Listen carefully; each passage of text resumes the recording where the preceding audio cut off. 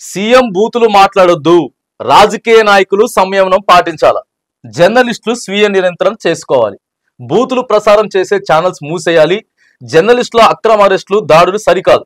తెలంగాణ జర్నలిస్టుల ఆధ్వర్యంలో press club లో రౌండ్ టేబుల్ సమావేశం. పాల్గొన్న కాంగ్రెస్ ఎమ్మెల్సీ అద్దంకి దయాకర్, మాజీ ఎమ్మెల్యే చంటి క్రాంతి కిరణ్, బీజేపీ నేత ప్రకాష్ రెడ్డి. ఇక అన్ని పార్టీలను కేవలం యూట్యూబ్ జర్నలిస్టులు ఇగో ఈడ కూర్చున్న ఆయన శివారెడ్డి సిగ్నల్ టీవీని ఆయన నడిపిస్తుంటాడు, YouTube channel signal TV. So ఆయన నేతృత్వంలో నిన్న కొంతమంది యూట్యూబర్స్ ని పిలిచిరు. అసలు మనం ఎట్లా మాట్లాడాలా, ఏం చేయాలి, దీన్ని ఎట్లా తీసుకుపోవాలని చెప్పి న్యూస్ లైన్ శంకర్ని పిలిచిండ్రు. ఆ తర్వాత మన శ్రావ్యాన్ని పిలిచిండ్రు, ఓకే టీవీ శ్రావ్యాన్ని పిలిచిండ్రు. ఆ తర్వాత వచ్చేసేసి రఘును పిలిచిండ్రు, తొలి వెలుగు రగన్నను, ఆ శ్రావ్యాన్ని, ఆ తర్వాత వీళ్ళందరినీ కూడా పిలిచి అసలు ఏం చేయాలి, యూట్యూబ్ని కట్టడి చేయాలంటే ఏం చేయాలి అనేది ఎవరి అభిప్రాయం వాళ్ళు చెప్పారు నిన్న.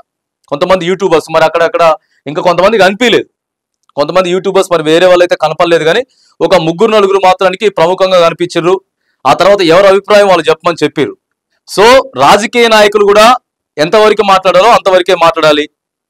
జర్నలిస్టులు ఎందుకంటే యూట్యూబ్నే ఎక్కువ ప్రభావితం చేస్తా ఉన్నది. శాటిలైట్ ఛానల్ అయినా సరే యూట్యూబ్లో ఓపెన్ చేసుకొని చూడాల్సిందే.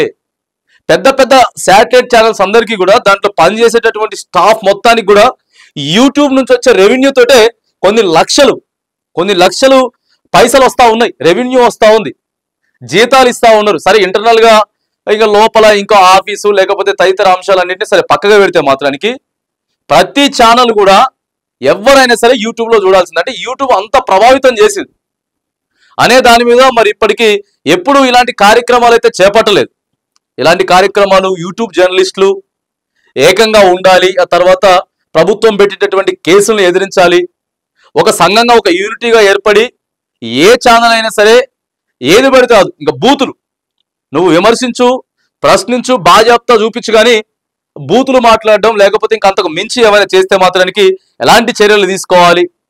సో వీటన్నిటి కూడా చేయడానికి నిన్న సోమాజిగూడ ప్రెస్ క్లబ్ లో మాత్రానికి మరి మీటింగ్ అయితే జరిగింది. మరి దీనికి సంబంధించి మరి ఎట్లా ప్రణాళిక సిద్ధం చేయబోతా ఉన్నారు, రాష్ట్ర వ్యాప్తంగా ఎంతమంది యూట్యూబ్ లో మాట్లాడుతూ ఉన్నారు, సో వాళ్ళందరూ కూడా ఒక డేటా అయితే తీసుకొని మరి ఎవరెవరు ఏం మాట్లాడుతూ ఉన్నారు అనేటటువంటి అంశం మీద మాత్రానికి నిన్న దాదాపుగా ఒక 4 గంటలు సుదీర్ఘంగా జరిగింది.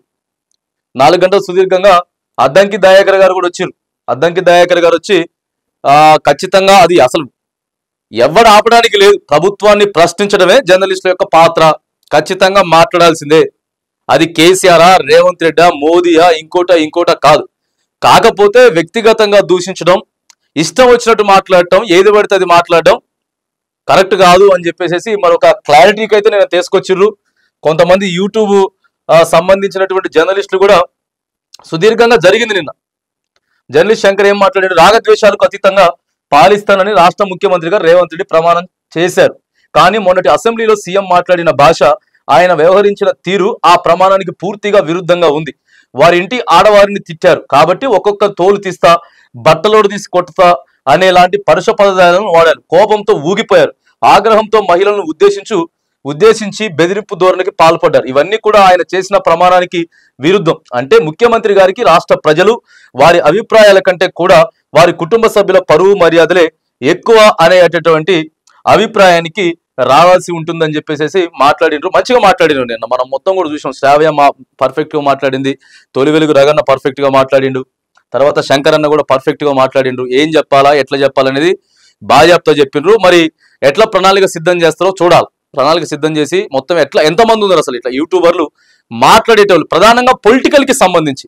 ఎందుకంటే ఎంటర్టైన్మెంట్ సో అది ఇది అని అంటే కాదు, కానీ కింద స్థాయి నుంచి అంటే కొత్తగా వచ్చిన వ్యక్తుల దగ్గర నుంచి సీనియర్ వ్యక్తుల వరకు అసలు ఎంతమంది డేటా ఉంది, ఎంతమంది ఏం మాట్లాడుతున్నారు అనేది ఒక ప్రణాళిక అయితే సిద్ధం చేయబోతా ఉందట. మంచిదే, ఎందుకంటే ఓ యూనిటీగా ఉండాలి, ఓ సంఘంగా ఏర్పడితే ఎవరి మీదైనా కేసులైనా లేకపోతే ఎవరైనా ఏదైనా మాట్లాడినా సమర్థించేటటువంటి విషయం, లేకపోతే ఇట్లా మాట్లాడొద్దని చెప్పడం కానీ, కేసులు అయితే ఒకరికొకరు సపోర్ట్ చేసుకోవడం కానీ, సో ఇవన్నీ కూడా మరి ముందతే జరగబోతా ఉన్నాయి. ఇంకా సుదీర్ఘకాలం ముఖ్యమంత్రి స్థాయిలో కూడా ఎట్లా యూట్యూబ్లను ఏం చేయాలి ఏంటి అనేటటువంటిది ఒక క్లారిటీకి అయితే తీసుకొస్తామని చెప్పేసి ప్రస్తుతం అయితే చర్చ అయితే జరుగుతూ ఉంది. That is social media power. ఏ రోజు కూడా ఇట్లా కూర్చోలేదు యూట్యూబ్ జర్నలిస్టులు, ఎక్కడ కూర్చోలే.